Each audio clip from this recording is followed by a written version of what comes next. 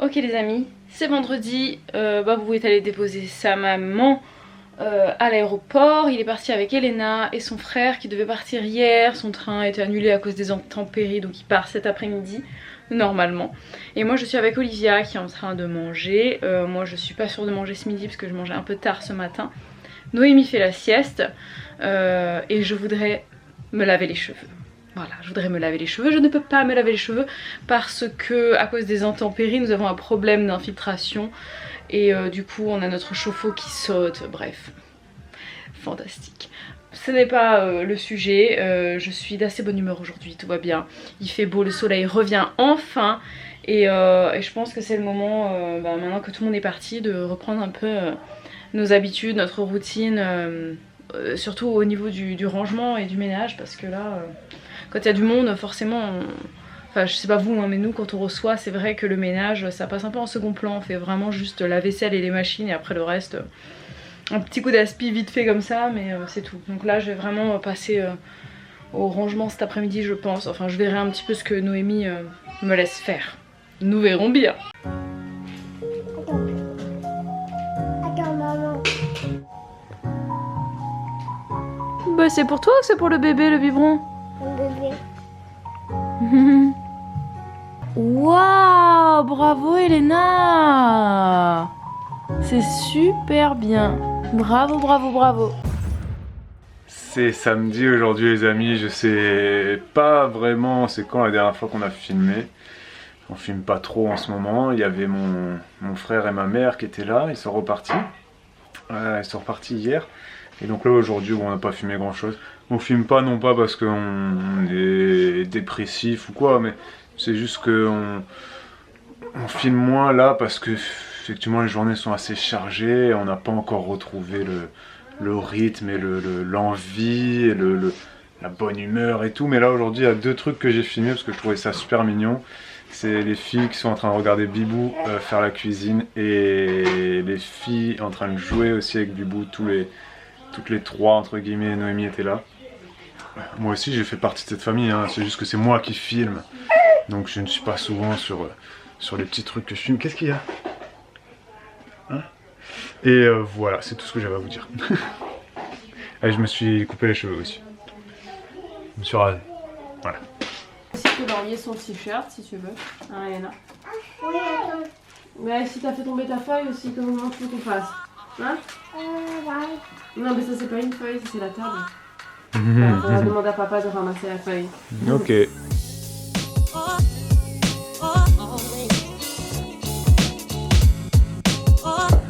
On a grandi la pâte. On va le mettre dans le four. Ça va bien cuire. Alors ça c'est une tarte tatin fait avec des restes. Voilà. Il y a des restes de pâtes. Il y a des restes de sauce tomate. Il y a des restes de tofu fumé. Il y a des restes de légumes. Voilà. Ça c'est Bibou. C'est la cuisine de Bibou. C'est la meilleure cuisine du monde. Ouais, parce que là, comment c'était présenté au début, ça fait vraiment pas envie. Hein. Non, une cuisinière qui sait cuisiner les restes, c'est la meilleure cuisinière du monde. Oui, mais c'est pas que des restes, c'est... Mais si, c'est que des restes. Oui. Mais c'est vrai. Ah oui, c'est ça la cuisine.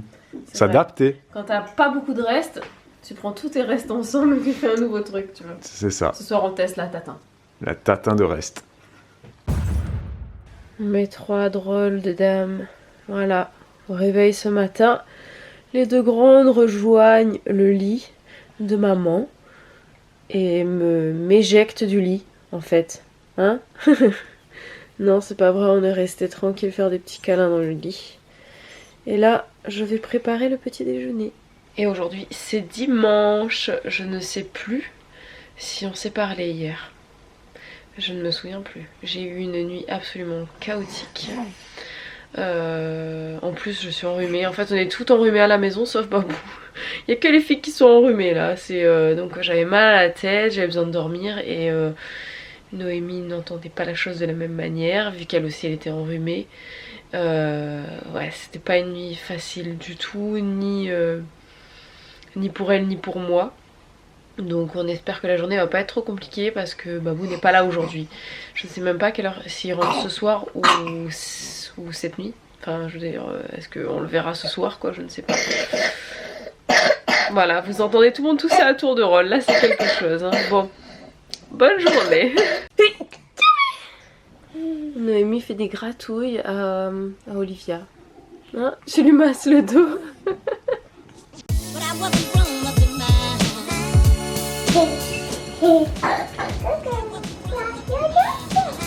Donc voilà pourquoi ce tiroir n'est jamais rangé. C'est parce que Olivia pense que c'est un jeu de... Voilà, de déranger tout là-dedans. Donc je la laisse, hein. Écoutez, on va bientôt passer à table. Les carottes sont en train de cuire. Elena est en atelier gommette. Voilà. Cuisine rapide ce midi. Gnocchi. Nem au poisson. Et on a les carottes en train d'être cuites vapeur. Et on a un petit bébé qui s'exerce. Tranquille. Voilà.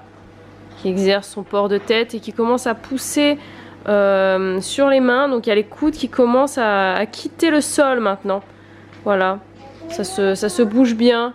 Ça se dandine bien. Et t'as une gommette là-haut, je sais pas ce que c'est là. J'en profite que là je viens de me laver les cheveux pour répondre à cette question que tout le monde m'a posée. Enfin que beaucoup m'ont posée. Oui, je me suis coupé les cheveux comme vous pouvez le voir. Voilà, donc je me suis coupé les cheveux, bon comme d'habitude moi-même. C'est ce que c'est, voilà. Je les ai coupés non pas sur un coup de tête, mais parce qu'en fait je les perds énormément avec ce postpartum. Je me rends compte aussi là que je viens de me doucher et j'ai la peau du visage hyper sèche, j'ai pas encore mis ma crème, il faut que j'aille le faire. On n'a pas le temps de faire beaucoup de choses quand on est jeune maman. Jeune maman, j'appelle ça quand tu viens d'avoir un nouveau-né dans ta vie. Voilà, donc je suis jeune maman pour la 3e fois, moi, hein, c'est comme ça. Et donc voilà, oui, je les ai coupés et vous ne l'avez pas vu, vous n'avez pas loupé de vlog, c'est juste que je ne l'ai pas filmé quand je l'ai fait. Je ne l'ai pas filmé quand je l'ai fait, je n'en ai pas reparlé en fait. Voilà, donc pour tout vous dire, notre vie est assez compliquée en ce moment, je pense que vous l'avez bien compris. Et je pense que je vais revenir un peu plus tard, peut-être dans ce vlog, sur le pourquoi du comment, de ma dépression, de comment je me sens, de tout ça. Voilà, on en reparlera je pense tout à l'heure, si les enfants me laissent un moment. Voilà, parce que ça c'est pas évident non plus. Hein. Et non, quand je ne suis pas à côté d'elle, je ne la laisse pas sur le canapé toute seule, je la laisse sur son tapis. Voilà. Et d'ailleurs, je viens de regarder la dernière vidéo de Bénédicte La Vie est Belle. Et en fait, je vais corriger mon terme de dépression postnatale par le terme burn-out maternel, qui fait un peu moins peur. Voilà, je pense que peut-être que Babou préférera ce terme d'ailleurs, parce qu'il aime pas dire que je suis en dépression. C'est un mot qui est trop fort selon lui. Et c'est vrai que dit comme ça fait peur, parce que dès que tu dis que t'es en dépression, ça veut dire systématiquement dans la tête des gens, la personne veut se suicider et elle est sous cachet antidépressif. Non, pas forcément en fait, il y a plusieurs degrés de dépression. Mais clairement je suis plus dans le baby blues, parce qu'on parle de baby blues, je crois que c'est la première semaine ou les premiers 15 jours ou quelque chose comme ça. Et moi je l'ai pas eu le baby blues, pas vraiment en fait. C'est... Ma déprime s'est installée progressivement au fil des mois, voilà. En s'empirant en fait. Donc je suis passée d'un état un peu déprimé à dépressif total. Je vais aller voir Noémie, elle pleure. Alors oui, il se trouve que j'ai un bébé aux besoins intenses, voilà, comme on appelle ça, même si j'ai horreur de mettre des cases et des noms sur les choses, mais voilà, que voulez-vous, c'est comme ça. Et j'ai reçu tellement de messages me disant est-ce que tu crois pas que nanana. Donc voilà, j'adresse ce sujet maintenant. Oui, j'ai un bébé aux besoins intenses, les raisons, faut pas les chercher, voilà, je pense simplement que chacun est différent. Et Noémie a besoin de moi tout le temps, tout le temps, tout le temps. C'est-à-dire que dès que je ne suis plus devant elle, dès qu'elle me voit plus, elle pleure. Il faut sans cesse que je sois devant elle, que je la porte, que je la touche, que je la caresse, que je la câline, que je la mette dans l'écharpe. Mon dos est mort, voilà, clairement. Donc c'est à dire que porter en écharpe c'est super, mais porter en écharpe tout le temps ça fait mal. Et moi, suite à mes 3 grossesses et mon problème d'hyperlordose, j'ai mon dos qui est flingué, voilà. Donc le fait de la porter tout le temps, j'ai tellement mal au dos que j'en pleure de douleur, voilà, d'avoir mal au dos. Donc je vais voir mon ostéo là dans quelques jours, ça va me faire un grand bien je pense. Et puis voilà, Noémie n'a pas de problème physique. On a vu des médecins, elle a vu un ostéo, elle est suivie par un pédiatre. Désolée pour mon nez rouge, je suis enrhumée. Et donc c'est pas la peine d'essayer de lui chercher, vous à distance, des raisons de son j'allais dire son état, pas son état, mais son caractère, voilà, sa façon d'être, en tout cas pour le moment. Parce qu'il n'y a pas de raison, à chercher, il faut juste trouver des solutions. Et mes solutions à l'heure actuelle sont d'être tout le temps collée à elle, ou plutôt de la laisser être collée à moi. Et c'est vraiment pas facile. J'ai des nuits qui sont juste épouvantables parce qu'elle se réveille tout le temps. J'essaye de la laisser dans son lit jusqu'au moment où en fait je me rends compte que c'est pas possible parce que sinon elle va pleurer, continuer de pleurer. Donc je la prends, je la mets contre moi. Babou ne dort plus avec moi dans le lit, dans la chambre. Voilà, il a déserté dans le canapé. Je vais voir les deux autres. I'm back. Je m'en vais à nouveau. Je dors très peu, je dors très mal. C'est pas pour autant que j'ai envie de perdre mes soirées. Du coup je ne me couche pas en même temps que Noémie vers 21 h, parce que ça par contre l'endormissement le soir ça va, c'est à peu près acquis. À peu près. Mais je préfère passer ma soirée avec Babou parce que en fait concrètement on ne se voit plus dans la journée, parce que même si on est ensemble on n'a plus l'occasion de parler. Enfin je vous jure que c'est vraiment dur, c'est vraiment très dur.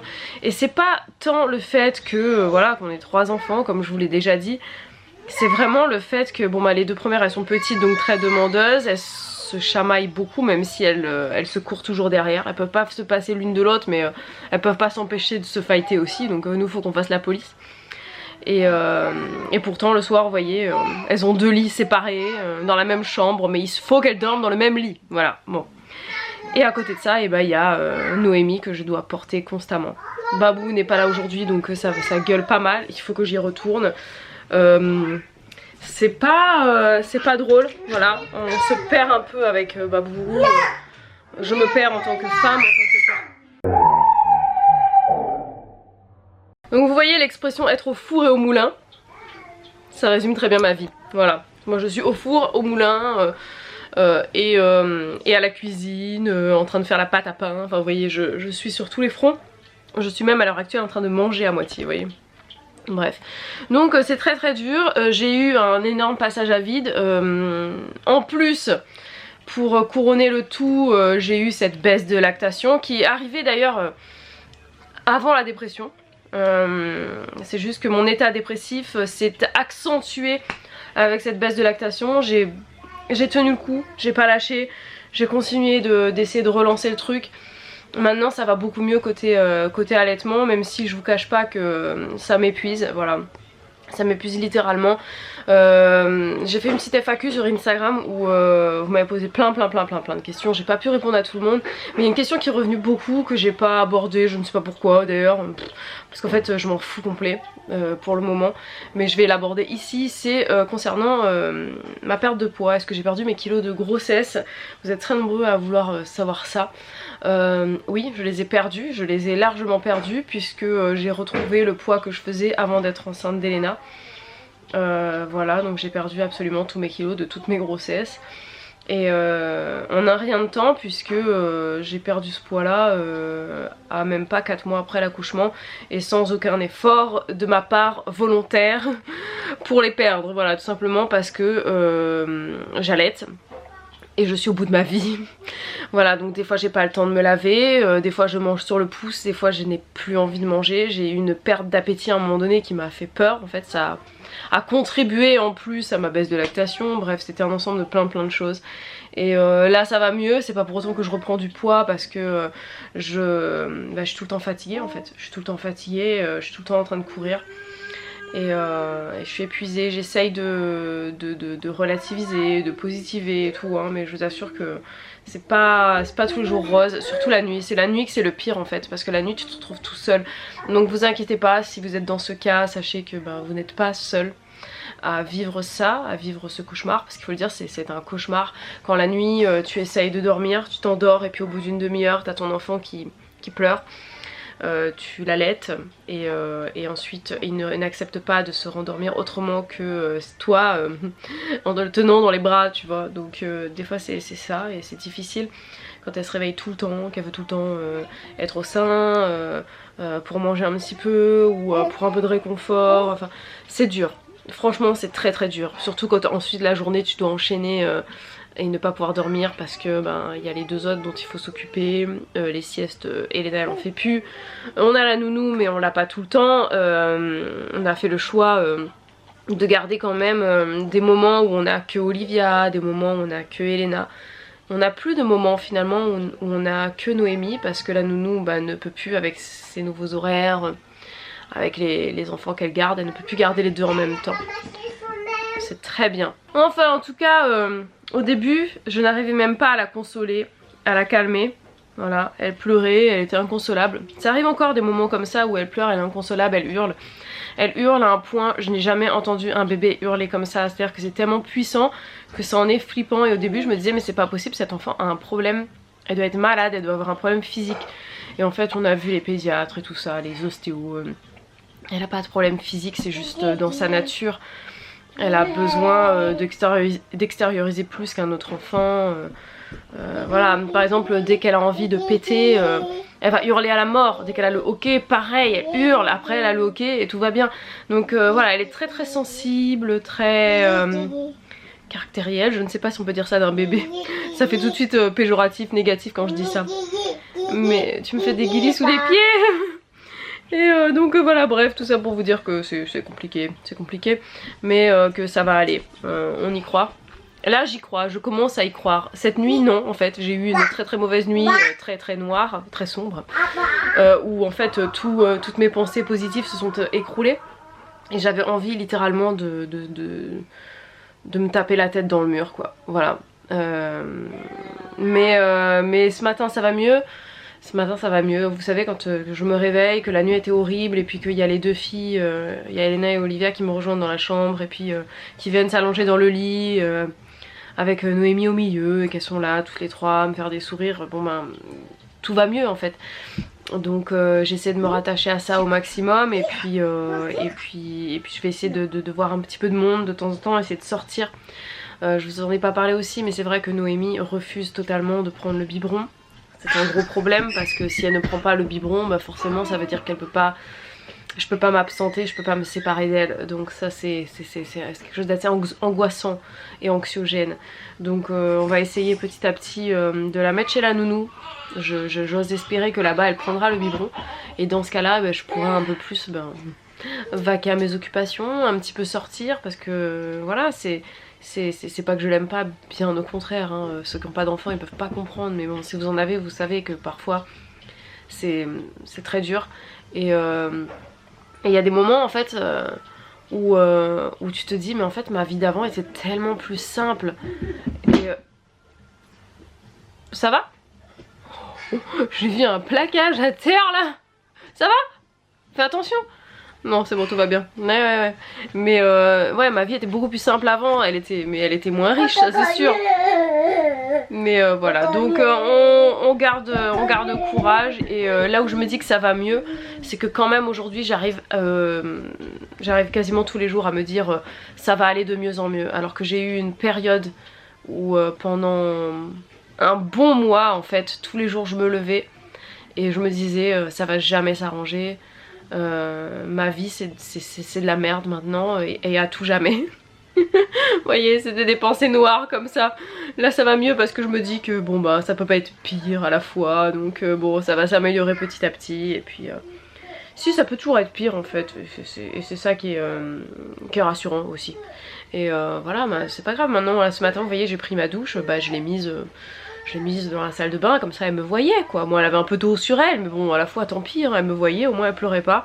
Voilà, des fois je vais aux toilettes, ben, je l'emmène dans les toilettes avec moi. Et voilà, que ce soit en écharpe ou dans le transat, je la trimballe avec moi partout. Voilà, j'aimerais juste que ce soit un petit peu moins souvent. Avec le temps ça devrait s'améliorer, j'ai hâte qu'elle s'assoie et qu'elle commence un petit peu à se déplacer elle-même, comme ça je pense que ça ira mieux. Ça ira mieux.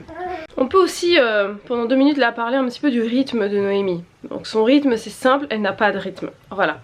Donc quand on va à la PMI chaque mois, Des fois on les voit aux 15 jours même, les puéricultrices, et qu'elles nous demandent voilà le rythme des tétés, le rythme de sommeil et tout ça. Bah voilà, la réponse c'est que c'est l'anarchie complète. Et c'est pas parce que c'est de l'allaitement à la demande, hein, c'est parce que c'est Noémie. J'ai fait l'allaitement à la demande avec Olivia pendant 1 an et franchement elle était hyper régulée, hyper rythmée. Non, là Noémie pas du tout, hein. C'est-à-dire qu'elle peut très bien téter toutes les heures et puis selon les moments elle va attendre 3 heures, voilà. Et puis la nuit ça lui arrive de faire, elle nous a habitués pendant je dirais 2 semaines à faire sa première plage de sommeil qui faisait 6 heures. Donc moi ça me laissait, bon pas beaucoup de sommeil parce que... Qu'est-ce que tu mets tes doigts dans ta bouche à te faire vomir là? Elle faisait ça, mais bon, vu qu'elle s'endormait à 20h30, bon, vous vous doutez bien que moi je me couchais un peu tard, donc ça me changeait pas grand chose, mais elle faisait 6 heures de sommeil, et c'était assez rythmé, régulé, et là, mais c'est le why, mais complet quoi, c'est n'importe quoi, donc c'est impossible de se, je sais pas moi, de trouver des routines avec elle, mis à part que le soir elle dort entre 20h et 21h, après le reste... Je vous laisse. Mes enfants me demandent. Voilà. Bon bah écoutez, on se retrouve peut-être ce soir. Ciao. Je pouvais pas vous laisser sur une note aussi négative parce que vous allez croire que en fait j'aime pas être maman. C'est pas du tout ça, hein. Pour ceux qui n'ont pas d'enfants, encore une fois, quand on est maman, il y a des moments difficiles. Voilà, c'est comme ça, surtout quand on n'a pas de chance et qu'on a des enfants un peu plus compliqués que d'autres. Voilà, heureusement, j'en ai qu'une qui est très compliquée. Voilà. Ça aurait pu être les 3, voilà, non, c'est pas le cas. Mais arrête de te faire... Mais c'est pas possible! Arrête! Mais elle met sa main, elle enfonce sa main dans sa gorge. Voilà, elle est en train de me vomir dessus, c'est fantastique, c'est merveilleux. Oh, ne pleure pas Juliana, tout va bien se passer, tout va bien se passer. Une note positive, sachez, avant que je doive reprendre ma douche aujourd'hui pour une 2e fois, que Elena écrit de mieux en mieux maintenant. Elle écrit vraiment mieux. Je vous laisse, c'est en train de me dégoûter là. Les amis, il est 14h30. Olivia fait la sieste, Noémie fait la sieste et on fait du dessin avec Elena. Et il faut vraiment que je vous montre ses progrès parce que c'est vraiment, je suis très fière. Alors, ça c'est qui Elena? Ariel. C'est Ariel avec des cheveux de quelle couleur? Oui. Et une robe Vert. verte. Ça, c'est quoi? Soleil. Ça, Cœur. ça Nuage. et ça. Fleur. C'est pas mal hein. Et là juste avant elle nous a fait la famille.